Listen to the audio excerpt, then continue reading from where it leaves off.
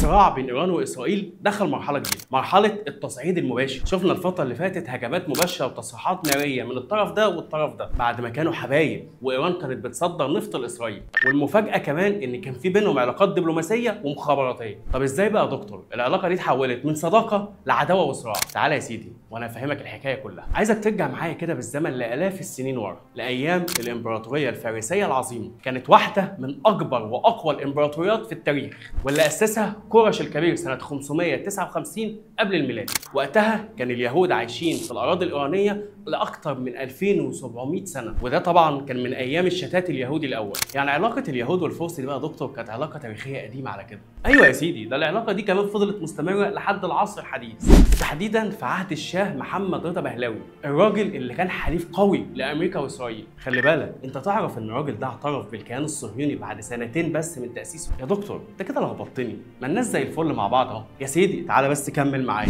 العلاقات يا سيدي كانت قويه جدا بين الدولتين دول، وكان في تعاون في مجالات كتير جدا. يعني الصوره اللي في دماغنا دلوقتي عن العداء القوي اللي ما بينهم غلط تماما. نيجي بقى للشخصيه المهمه في الفتره دي، وهو محمد رضا بهلاوي. كوبايه شايك بقى وتعالى اما اعرفك بقى الراجل ده عمل ايه. الراجل ده اللي هو الشاه تولى الحكم سنه 1941 بعد ما ابوه اتنازل له عن العرش، وفضل يحكم ايران سنين طويله جدا لحد سنه 79. خلال فتره حكمه كانت ايران حليف استراتيجي لامريكا واسرائيل في الشرق الاوسط. كان في تبادل تجاري وعسكري واستخباراتي كبير قوي. ما هو ده الراجل اللي اعترف بيهم اول ما اتعملوا. حلو بقى يا دكتور، الناس دلوقتي حبايبه زي الفل، قطعوا في بعض امتى بقى؟ يا عم اصبر ما انا جاي لك. الغريب والمفاجئ بقى في القصه اللي انت سمعتها دلوقتي دي، واللي كتير ما كانوش يعرفوها، هو موقف الشاه محمد رضا بهلاوي من حرب اكتوبر سنه 73، اللي على الرغم من تحالفه القوي مع اسرائيل وان هم اصحاب جدا جدا، الا ان الراجل ده دعم مصر في الحرب بشكل كبير. بص يا سيدي، الراجل ده ادى لمصر بترول في الحرب، وكمان بعت مساعدات طبيه واطباء. طبعا هنا اسرائيل استغربت، ده موقف غريب جدا من الحليف بتاعها. وده بقى اللي بيوضح لنا ان العلاقات الدوليه مش دايما ابيض واسود، وان في مصالح وتوازنات معقده بتحكمها.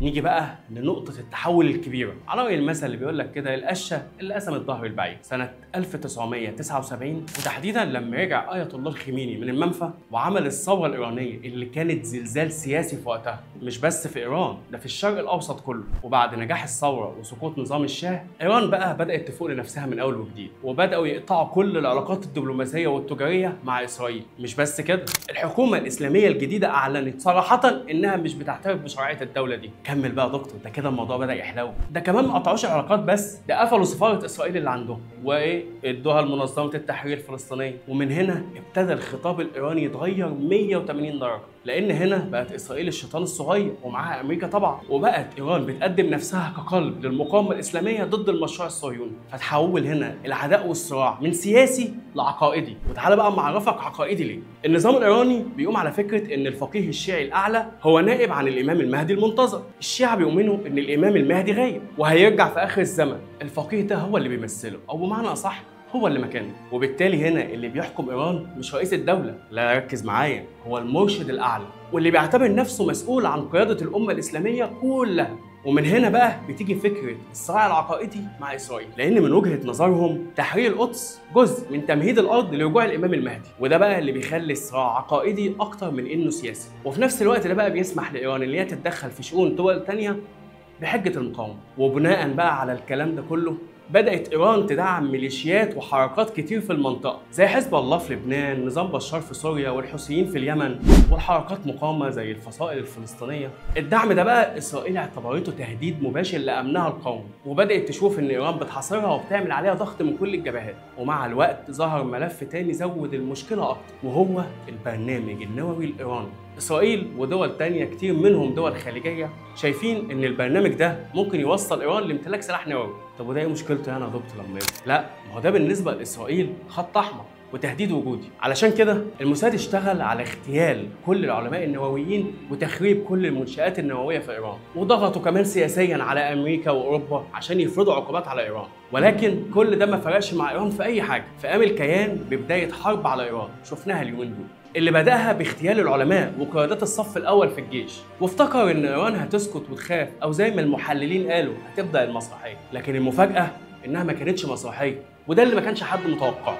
كانت بجد، وبدات ايران بتنفيذ ضربات وهجمات زلزلت الكيان كله. طبعا بقى هنا اسرائيل تجري على ماما امريكا تعيط لها وتعالي الحقينا والنبي، وبدات النداءات في العالم كله الحقونا من البلطجي اللي بيموتنا واللي بيقتل عيالنا. وهنا طبعا لازم كل الدول الاوروبيه تتحرك، واجتماعات طارئه في كل مكان في العالم علشان يلحقوا ابنهم المدلل في الشرق الاوسط، واللي طبعا بدون وجوده امريكا ملهاش نفوذ في الشرق الاوسط. ولكن لو عايز بقى تسالني في وجهه نظري، اللي بيحصل ده هو نتيجه تراكم سنين طويله جدا من العداء، وان اصلا الطرفين من الاول ما كانوش واثقين في بعض. كل طرف شايف ان التاني بيمثل تهديد ليه، وكل طرف بيحاول يفرض نفوذه وسيطرته، او بمعنى اصح يفرض عضلاته على التاني. ايران بتشوف ان اسرائيل هي راس الحربه للمشروع الغربي في المنطقه، واسرائيل طبعا غلابه بتشوف ان ايران مش عايزه حاجه غير انها تدمر، والنتيجه دوامه من العنف والتصعيد، واللي خلي بالك ممكن يخرج عن السيطره في اي لحظه. الموضوع مش سهل وما فيهوش حلول سحريه، لكن الاكيد ان المنطقه دي محتاجه حلول جذريه مش مجرد مسكنات. في النهايه احنا قدام صراع كبير جدا ممتد عبر قرون، لكنه دلوقتي واخد شكل حديث شويه، يعني اعلام وهاكرز وطيارات مسيره،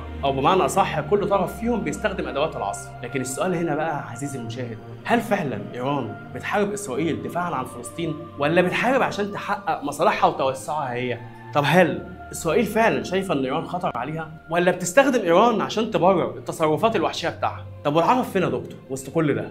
وهل احنا مجرد ساحه عشان يقعدوا يتخانقوا عليها مع بعض، ولا عندنا القدره ان احنا في يوم من الايام نكون طرف مؤثر؟ بص، مفيش اجابات جذريه في الموضوع ده، الملف معقد واللي جاي اكتر. لكن كل اللي اعرفه انك لو عايز تفهم اكتر يا ريت تتابعنا عشان الفيديوهات الجايه كتير. كان معكم دكتور علي الصفتي، انتظرونا.